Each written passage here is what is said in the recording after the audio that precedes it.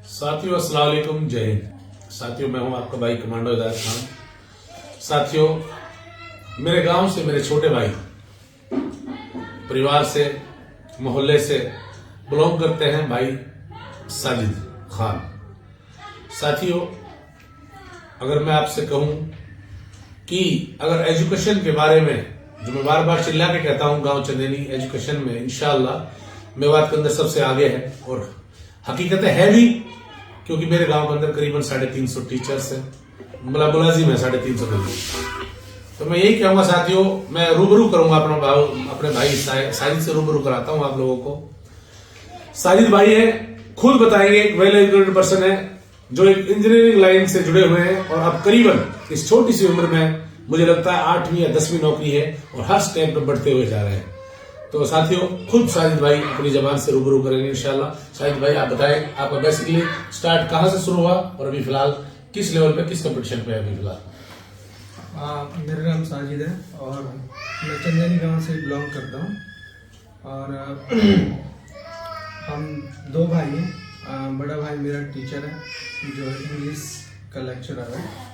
मैंने अपनी जॉब एक टेक्नीशियन के रूप में मारुति सुजुकी इंडिया लिमिटेड में 2011 में स्टार्ट करा था और उसके बाद मैंने 1 साल वहाँ पर जॉब करी। उसके बाद मैं अपनी जॉब को चेंज कर दिया, फिर मैं हीरो मोटोकॉर्प में आया।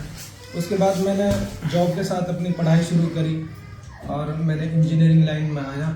उसके बाद मैंने 31 इंटरव्यू दिए और मैं 31 इंटरव्यू में लगातार फेल होते गया। मैंने बहुत सारी MNC कंपनी में इंटरव्यू दिया और मैं 31 इंटरव्यू में मुझे रिजेक्ट कर दिया गया। 32वें इंटरव्यू में एक कंपनी में सिलेक्ट हुआ, वहाँ से मेरा बेस बना। उस कंपनी में मैंने 2 साल जॉब करी, ये मेरी तीसरी जॉब थी। उसके बाद फिर मुझे एक और दूसरी अच्छी कंपनी में जॉब मिली। फिर उसके बाद मैं एक एरोस्पेस कंपनी में सिलेक्ट हुआ जो राफेल प्रोजेक्ट के लिए काम कर रही थी। फिर वहाँ से भी मैंने कंपनी को लेफ्ट करके फिर मैं एक EV इंडस्ट्री में आ गया, इलेक्ट्रिक व्हीकल में, और मैं अभी पिछले 4 साल से एक इलेक्ट्रिक व्हीकल कंपनी में काम कर रहा हूँ। और उसके बाद अभी मेरा एक जर्मन MNC कंपनी है जो जर्मन गवर्नमेंट के अंदर आती है, उसमें मेरा सिलेक्शन हुआ है। तो बस मैं यही कहना चाहूँगा कि अगर कोई इंसान मेहनत करता है, अगर वो ट्राई करता है, चाहे वो किसी भी मजहब से हो या किसी भी लाइन से हो, अगर वो मेहनत करता है तो ज़रूर वो एक दिन न एक दिन एक पायदान पर पहुँच जाता है। और अल्लाह ताला किसी की मेहनत को नहीं रखता, ना जाया करते हैं, क्योंकि ये मैंने खुद देखा है। जो बंदा 31 इंटरव्यू के बाद एक 32वें इंटरव्यू में किसी कंपनी में सिलेक्ट हुआ हो जिस पे कुछ नहीं आता हो और अल्लाह ने मुझे उस पायदान पे पहुंचाया, और ये हमारे माँ बापों की दुआ है, उन्होंने हमारे पीछे बड़ी मेहनत करी। और उसके अलावा एक दूसरी चीज़ जो मायने रखती है वो है हमारी जो रोजी रोटी होती है, हमारी मेहनत होती है। अगर एक माँ बाप अपने बच्चे को अगर हक हलाल की रोजी रोटी से पालते हैं, उसका उसके ऊपर बहुत ज़्यादा इफेक्ट पड़ता है और वो उसको ज़रूर एक दिन न एक दिन एक मुकद्दस मकाम पर ले जाती है।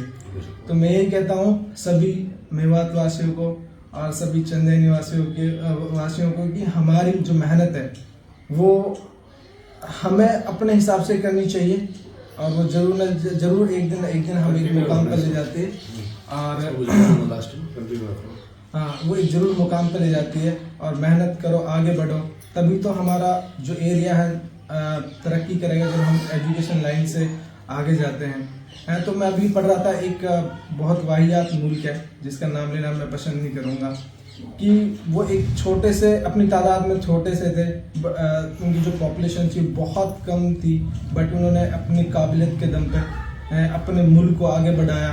अभी जैसे हम एक एग्जांपल देता हूँ मैं, अभी जैसे हम जो खेती करते हैं वो हम बिल्कुल ज़मीन पे करते हैं, अभी उन्होंने वर्टिकल खेती करना शुरू कर दिया। तो मैं ये कहता हूँ कि अगर कोई मजहब, कोई कौम, कोई बच्चा अगर मेहनत करता है तो ज़रूर वो एक दिन ना एक दिन अपने मुकाम पे पहुँच जाता है। और हमें मेहनत करनी चाहिए अपने लिए, अपने आप के लिए, कम से कम हम उनके लिए तो मेहनत करनी चाहिए जो हमारी टांग को नीचे खींचना चाहते हैं, मतलब जो हमें नीचे दिखाना चाहते हैं। कम से कम हम अपने लिए मेहनत करें, उनके लिए मेहनत करें, कम से कम जो हमें एक ऊंचाई पे नहीं देखना चाहते।